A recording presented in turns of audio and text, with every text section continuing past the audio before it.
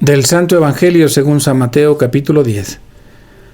En aquel tiempo, llamando Jesús a sus 12 discípulos, les dio poder para expulsar a los demonios y espíritus impuros y curar toda clase de enfermedades y dolencias. Estos son los nombres de los 12 apóstoles. El primero de todos, Simón, llamado Pedro, y su hermano Andrés. Santiago y su hermano Juan, hijos de Zebedeo. Felipe y Bartolomé, Tomás y Mateo, el publicano. Santiago, hijo de Alfeo, y Tadeo. Simón el cananeo y Judas Iscariote, que fue el traidor. A estos 12 los envió Jesús con estas instrucciones: no vayan a tierras de paganos ni entren en ciudades de samaritanos. Vayan más bien en busca de las ovejas perdidas de la casa de Israel. Vayan y proclamen por el camino que ya se acerca el reino de los cielos. Palabra del Señor.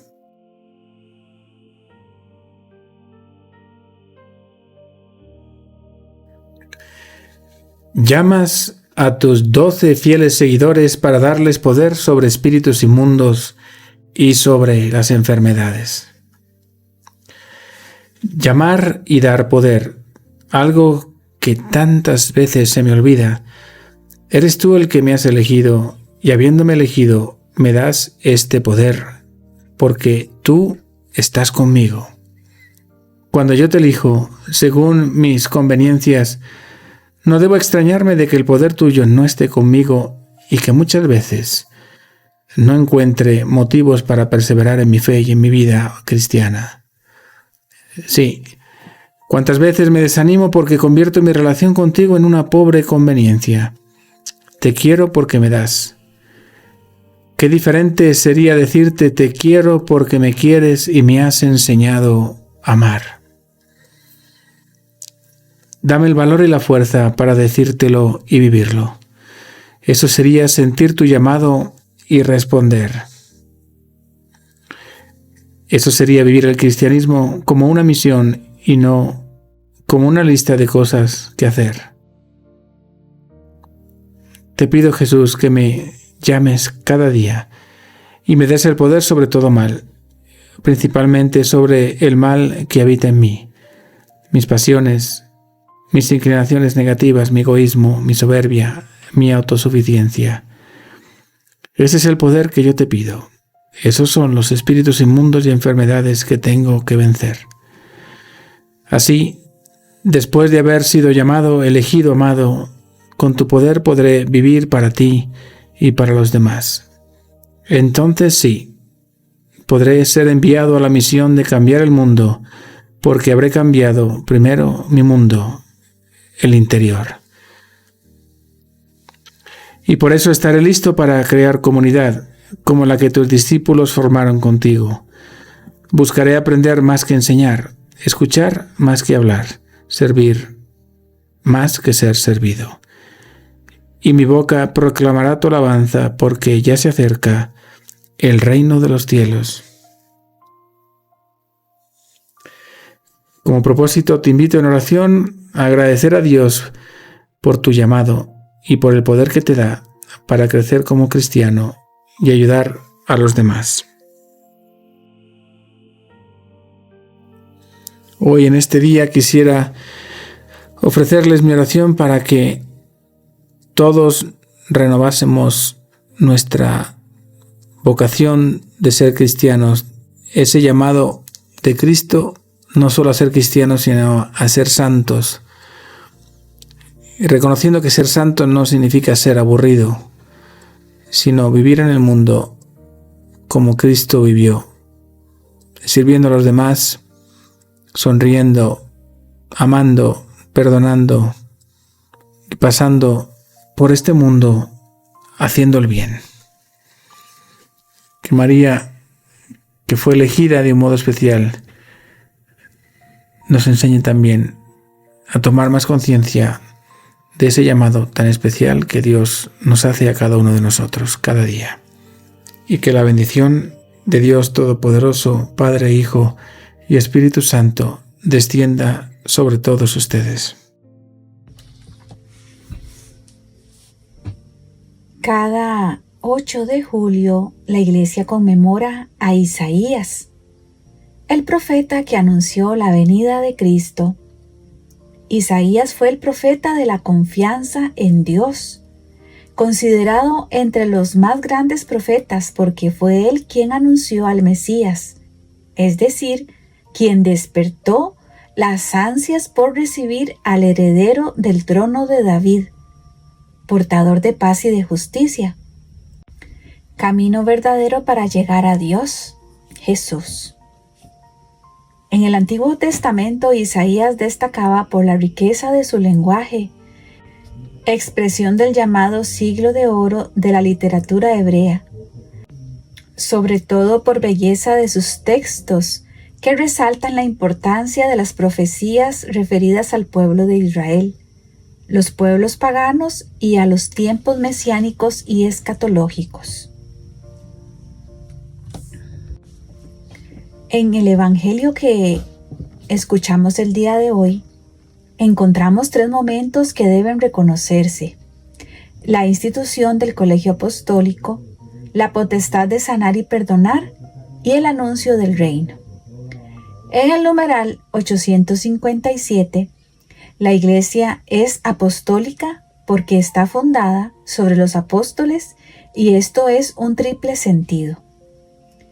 Fue y permanece edificada sobre el fundamento de los apóstoles, testigos escogidos y enviados en misión por el mismo Cristo. Guarda y transmite, con la ayuda del Espíritu Santo que habita en ella, la enseñanza, el buen depósito, las sanas palabras oídas a los apóstoles. Sigue siendo enseñada, santificada y dirigida por los apóstoles hasta la vuelta de Cristo, gracias a aquellos que le suceden en su ministerio pastoral, el colegio de los obispos, al que asisten los presbíteros juntamente con el sucesor de Pedro y sumo pastor de la Iglesia. Numeral 858. Jesús es el enviado del Padre. Desde el comienzo de su ministerio llamó a los que él quiso, y vinieron donde él. Instituyó 12 para que estuvieran con él y para enviarlos a predicar. Desde entonces serán sus enviados. Es lo que significa la palabra griega apóstol. En ellos continúa su propia misión. Como el Padre me envió, también yo os envío. Por tanto, su ministerio es la continuación de la misión de Cristo. Quien a vosotros recibe, a mí me recibe, dice a los 12. Numeral 1506. Cristo invita a sus discípulos a seguirle tomando a su vez su cruz. Siguiéndole, adquieren una nueva visión sobre la enfermedad y sobre los enfermos. Jesús los asocia a su vida pobre y humilde. Les hace participar de su ministerio de compasión y de curación. Y, yéndose de allí, predicaron que se convirtieran, expulsaban a muchos demonios y ungían con aceite a muchos enfermos y los curaban. Numeral 1507. El Señor resucitado renueva este envío. En mi nombre. Impondrán las manos sobre los enfermos y se pondrán bien. Y lo confirma con los signos que la Iglesia realiza invocando su nombre. Estos signos manifiestan de una manera especial que Jesús es verdaderamente Dios que salva. Numeral 541. Nos dice que después que Juan fue preso, marchó Jesús a Galilea y proclamaba la buena nueva de Dios. El tiempo se ha cumplido y el reino de Dios está cerca. Convertíos y creed en la buena nueva.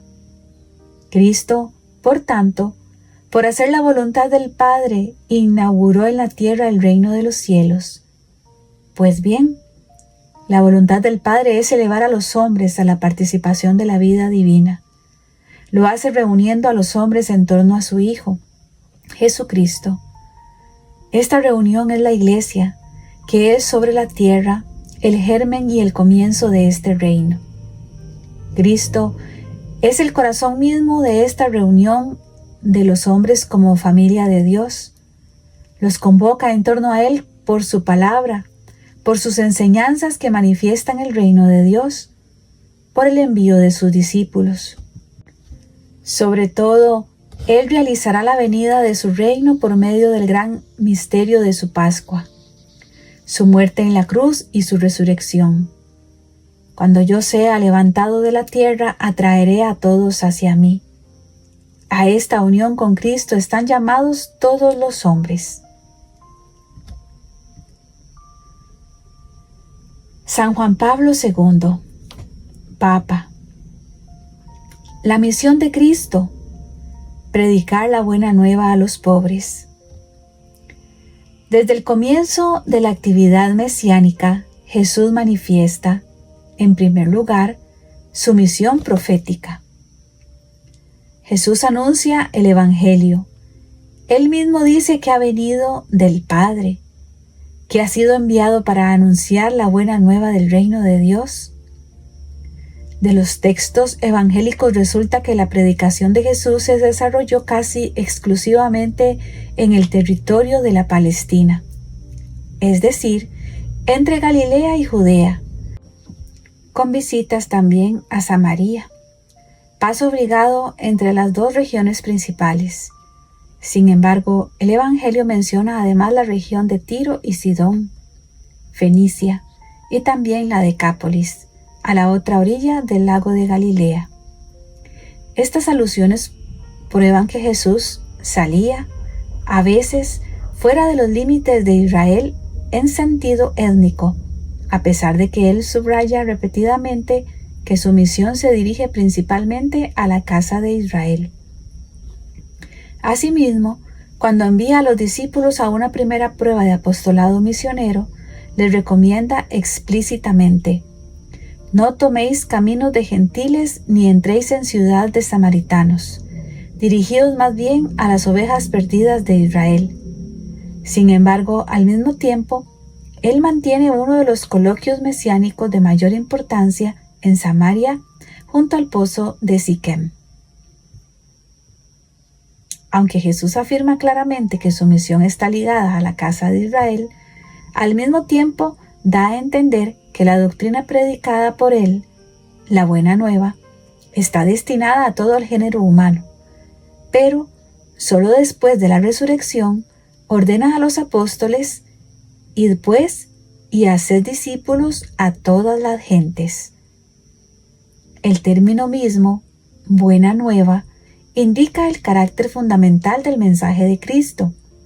Dios desea responder al deseo de bien y felicidad profundamente enraizado en el hombre. Se puede decir que el Evangelio, que es esta respuesta divina, posee un carácter optimista. Sin embargo, no se trata de un optimismo puramente temporal, un eudonomismo superficial. No es un anuncio del paraíso en la tierra. La buena nueva de Cristo plantea a quien la oye exigencias esenciales de naturaleza moral. Indica la necesidad de renuncias y sacrificios. Está relacionada, en definitiva, con el misterio redentor de la cruz.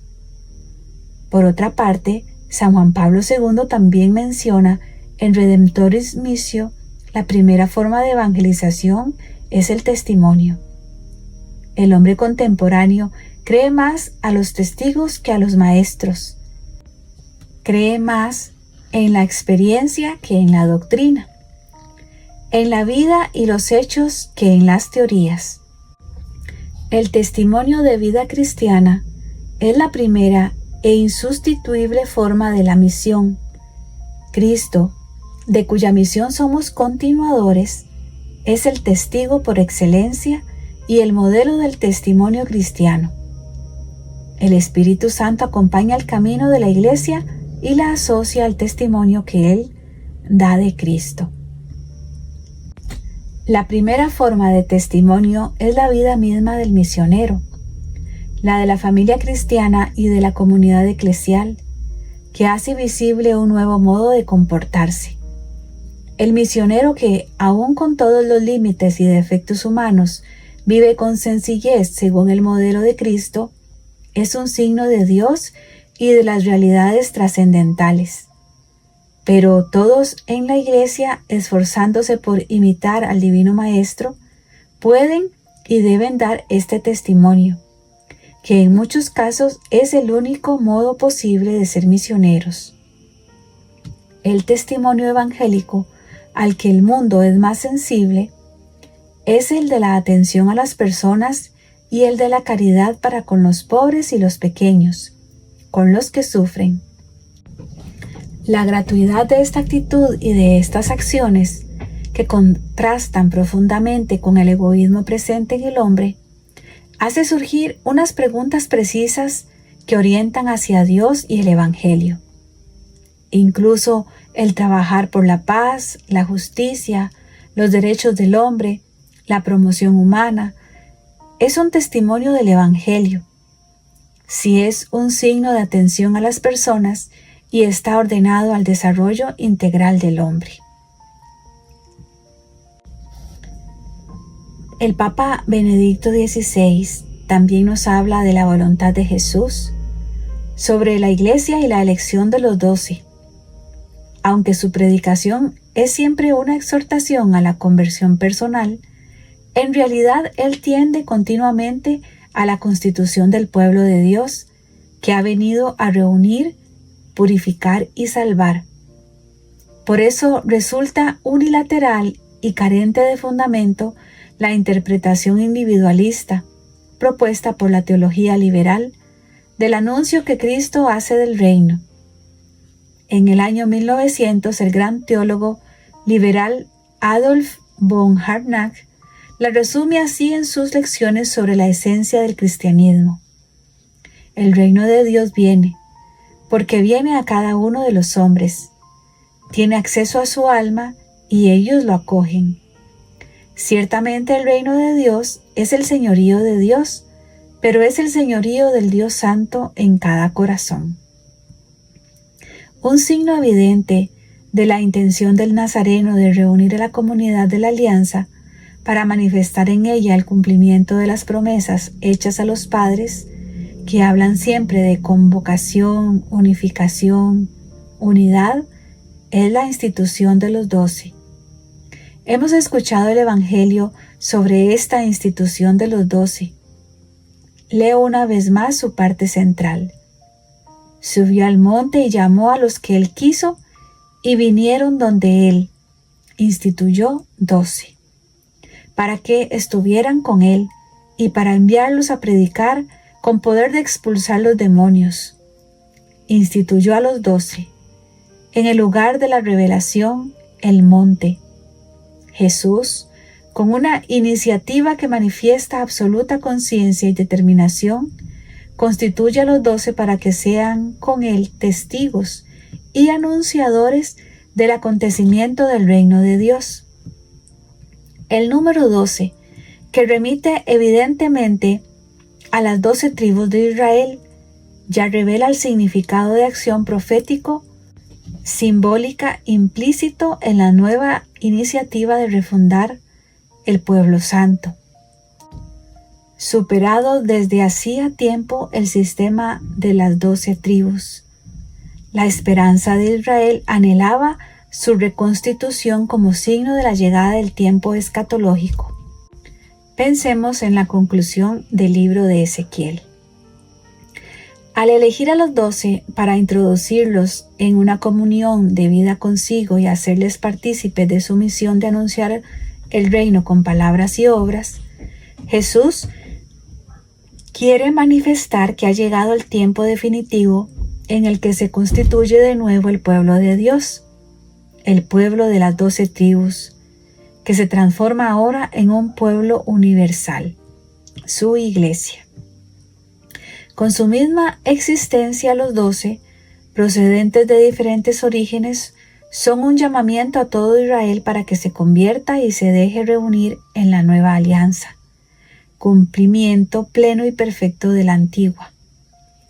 El hecho de haberles encomendado en la última cena, antes de su pasión, La misión de celebrar su memorial muestra cómo Jesús quería transmitir a toda la comunidad, en la persona de sus jefes, el mandato de ser, en la historia, signo e instrumento de la reunión escatológica iniciada en él.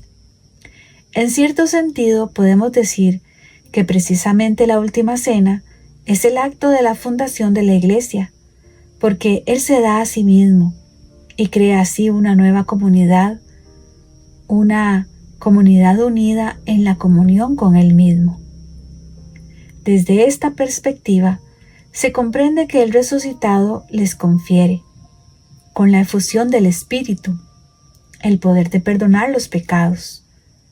Los 12 apóstoles son así el signo más evidente de la voluntad de Jesús respecto a la existencia y la misión de su Iglesia. La garantía de que entre Cristo y la Iglesia no existe ninguna contraposición. Son inseparables, a pesar de los pecados de los hombres que componen la Iglesia. En el libro de Cielo, en el volumen 4, del 8 de diciembre de 1902, nos narra Luisita. Mientras esto pensaba, he visto junto con nuestro Señor un sacerdote vestido de blanco. Me parecía que fuera el Papa y junto el confesor, y ellos le rogaban que me hiciera sufrir para impedir que redactaran esta ley del divorcio. Pero Jesús no les hacía caso. Entonces el confesor, no haciendo caso de que no lo oía, con ímpetu extraordinario que parecía que no fuera él, ha tomado a Jesucristo en brazos y a fuerza lo ha puesto dentro de mí, diciendo: te estarás crucificado en ella, crucificándola, pero esta ley no la queremos. Jesús ha quedado como atado dentro de mí, crucificado por aquella imposición, sintiendo yo acerbamente los dolores de la cruz, y ha dicho: hija, es la Iglesia que lo quiere, y su potestad unida a la fuerza de la oración me ata. Volumen 4, febrero 23, 1903. Encontrándome fuera de mí misma, me he encontrado cerca de un jardín que parecía que fuera la iglesia, cerca del cual estaban personas que maquinaban un atentado a la iglesia y al Papa. Y en medio de estos estaba nuestro Señor crucificado, pero sin cabeza. ¿Quién puede decir la pena, el horror que daba ver su santísimo cuerpo en aquel estado? Y comprendía que los hombres no quieren a Jesucristo por su cabeza, y como la Iglesia lo representa sobre esta tierra, por eso buscan destruir a aquel que hace sus veces. Después, me he encontrado en otro lugar, en el cual estaban otras personas que me preguntaban: ¿qué dices tú de la iglesia? Y yo, sintiendo una luz en la mente, he dicho: la iglesia será siempre iglesia. A lo más podrá lavarse en su propia sangre, pero este lavado la volverá más bella y gloriosa. En el volumen 10 del 16 de mayo 1911. Estaba rogando al bendito Jesús que confundiese a los enemigos de la iglesia, y él al venir me ha dicho: hija mía, podría confundir a los enemigos de la Santa Iglesia, pero no quiero, pues si esto hiciera, ¿quién purgaría a mi iglesia? Los miembros de la iglesia, y especialmente quien está en puestos y en altura de dignidades, tienen los ojos cegados y se equivocan grandemente, tanto que llegan a proteger a los fingidos virtuosos y a oprimir y condenar a los verdaderos buenos. Esto me disgusta sobremanera, ver a aquellos pocos verdaderos hijos míos bajo el peso de la injusticia, aquellos hijos de los cuales debe resurgir la Iglesia y a los que yo estoy dando mucha gracia para disponerlos a esto. Yo los veo puestos de espalda al muro y atados para impedirles los pasos. Esto me duele tanto que me siento todo furor por ellos. Escucha, hija mía, yo soy todo dulzura, benigno, clemente y misericordioso, tanto que por mi dulzura rapto los corazones, pero también soy fuerte, de desgarrar e incinerar a aquellos que no solo oprimen a los buenos, sino que llegan a impedir el bien que quieren hacer. Ah, tú lloras por los seglares, y yo lloro las llagas dolorosas que hay en el cuerpo de la Iglesia, a las que me adoloran tanto, de sobrepasar las llagas de los seglares, porque son por la parte que no me esperaba, y que me hacen disponer a los seglares a clamar en contra de ellos. En el volumen 20, 6 de noviembre de 1926. De ti sucederá lo que sucedió de mí para el reino de la redención. Hice todo lo que se necesitaba. Formé el fundamento, di las leyes, los consejos que se necesitaban. Instituí los sacramentos, dejé el Evangelio como norma de su vida. Sufrí penas inauditas hasta la muerte. Pero poco o casi nada vi estando en la tierra los frutos del desarrollo de la redención. Después de haber hecho todo y no teniendo ya más que hacer, confié todo a los apóstoles, a fin de que fueran ellos los anunciadores del reino de la redención, para que salieran los frutos de mis trabajos que hice para este reino. Así sucederá para el reino del Fiat Supremo. Lo haremos juntos, hija mía. Tus penas, tus grandes sacrificios, tus incesantes oraciones para que venga pronto mi reino y mis manifestaciones sobre él. Los uniré todos juntos conmigo y formaré los fundamentos. Y cuando todo lo haya completado, confiaré a mis ministros mi reino, a fin de que como segundos apóstoles del reino de mi voluntad, hagan de anunciadores. ¿Crees tú que sea casualidad la venida del padre de Francia, que muestra tanto interés y que ha tomado en serio la publicación de lo que se refiere a mi voluntad? No, lo he dispuesto yo. Es un acto providencial de la suprema voluntad que lo quiere como primer apóstol del fiat divino y anunciador de él. Y como es fundador de una obra, es más fácil que se acerque a obispos, sacerdotes y personas. Y también en su mismo instituto para anunciar el reino de mi voluntad. Y por eso lo asisto tanto y le doy luz especial, porque para entender mi voluntad se necesitan gracias grandes y no pequeñas luces, sino un sol, para comprender una voluntad divina, santa y eterna, y gran disposición por parte de a quien le viene confiado este oficio. Y además, también la venida diaria del sacerdote la he dispuesto yo, para que encontrara rápidamente los primeros apóstoles del fiat de mi reino, a fin de que pudiesen anunciar lo que respecta a mi eterno querer.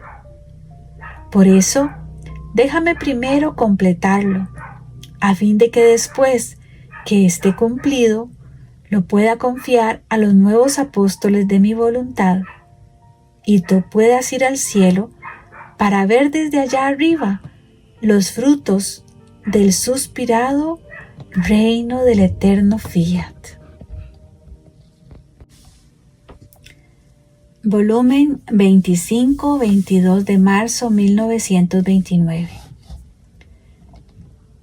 Hija mía, yo en mis obras me sirvo de medios humanos.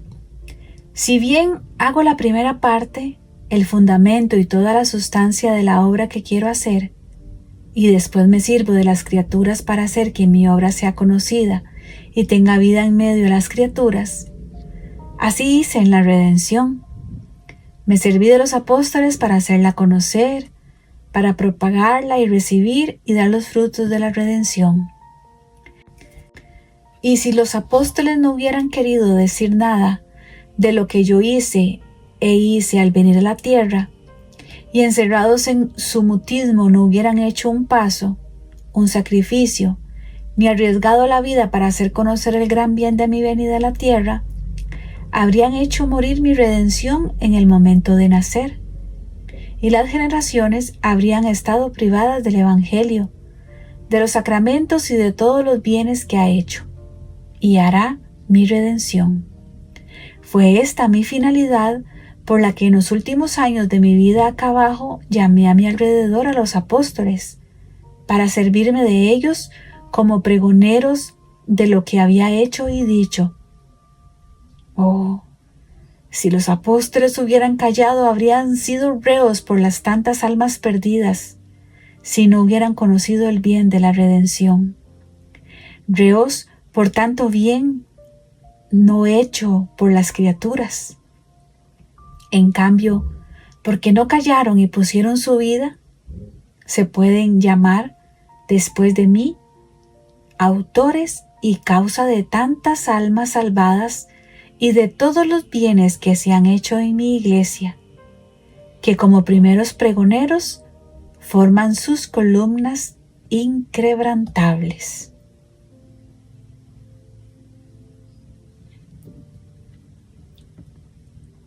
En este Evangelio, Jesús no actúa solo como maestro que enseña, sino como fundador de una comunión visible. Llama a los 12 por su nombre, los constituye como cuerpo apostólico y les comunica su propia misión. La Iglesia no nace de una idea humana, ni de una asociación espiritual privada, sino de una elección concreta de Cristo. El Catecismo ilumina este punto con fuerza, haciéndonos ver que la Iglesia es apostólica porque está fundada sobre los apóstoles, conserva su enseñanza y sigue siendo guiada por sus sucesores. Por eso, amar a Cristo no puede separarse de amar a su Iglesia, aunque la Iglesia necesite purificación, sufrimiento y reparación. La potestad que Jesús da a los 12 al expulsar espíritus inmundos y curar enfermedades, manifiesta que el reino no es teoría, que el reino llega liberando, sanando, levantando, devolviendo al hombre su dignidad. La misión apostólica une palabra y obra, anunciar el reino y hacerlo visible mediante la caridad, la compasión, la verdad y la santidad. Y desde el libro del cielo aparecen líneas preciosas donde Jesús quiere servirse de instrumentos humanos para que sus obras no queden ocultas. Así como confió la redención a los apóstoles, también quiere confiar el reino de su divina voluntad a nuevos apóstoles, que no callen, que no escondan el don, que lo anuncien con fidelidad, humildad y vida. El Evangelio de hoy nos deja una llamada clara: ser discípulos llamados, sanados y enviados. Primero, estar con Jesús, luego recibir de Él la autoridad de su gracia, finalmente salir a proclamar no nuestras ideas, sino que el reino de los cielos ha llegado, y en clave de divina voluntad, anunciar que el reino del Fiat quiere vivir, obrar y reinar en las almas. Fiat. Unámonos en oración. Señor Jesús, tú llamaste por su nombre a los 12 y los hiciste fundamento visible de tu iglesia. Hoy también me llamas a mí, no por mis méritos, sino por tu amor y por tu voluntad. Dame un corazón apostólico, fiel a tu iglesia, unida a Pedro, obediente a tu voz y dispuesto a anunciar tu reino, para ofrecer mis actos por tus sacerdotes, los hijos predilectos de María. Señor, inúndame de tu amor, para ser obediente a tu autoridad de amor, para saber hablar y saber callar, para consolar con mis oraciones al sacerdote que sufre, para sanarlo con mi presencia, para llevarle esperanza en su cansancio, que no calle el bien que tú me has confiado, que aprenda a defender tu iglesia, a no esconder el don de tu divina voluntad, que mi vida sea testimonio, que mis actos sean anuncio, que mis palabras abracen tu fiat. Jesús, reina en mi mente, en mi corazón, en mis obras, en mi familia, en tu iglesia y en todas las almas. Quiero reparar contigo por ellos y en ellos extender tu reino. Amén. Gloria al Padre, gloria al Hijo, gloria al Espíritu Santo, como era en el principio, es ahora y siempre, y por los siglos de los siglos. Amén. Fiat, fiat, fiat.